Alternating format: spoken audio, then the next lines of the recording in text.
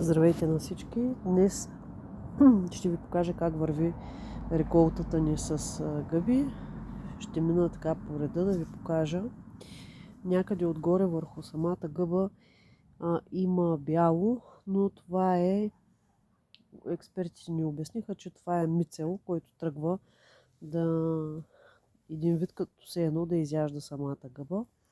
На места вече брахме гъби. Общото количество гъби, което сме брали до сега е около килограм и 100-200 грама. Има неща, които пропуснахме да направим както трябва и затова реколтата е сравнително малко, но въпреки всичко пак има гъби. Пак излязаха като за първа година. Да ви кажа, доста съм доволна. Ето надолу пак се виждат от тази лихичка гъбки. Ето тук има малко по-големи. Тази леха също има тук гъби, малки, големи и такива, които са с бяло отгоре. Като цяло следващата година или края на тая, като решим да засаждаме, ще подобрим доста от нещата, които пропуснахме първоначално.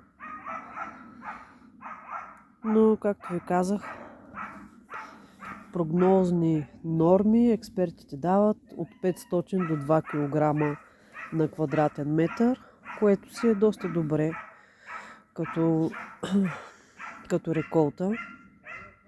Почти навсякъде има гъби. Ето тук. Побрали сме малко, както ви казах, килограми 100-200. Около гъбите е пораснал и лапът. Някои казват, че са в добра симбиоза с мръчколите и лапада. Ето тук надолу също има гъби. Тук надолу има по-манички, които пак са взели да никнат. Тук вече надолу е доста кално и влажно, въпреки че не сме поливали. Мисля, че няма и да излязат гъби. Ето тук дори има такава локва.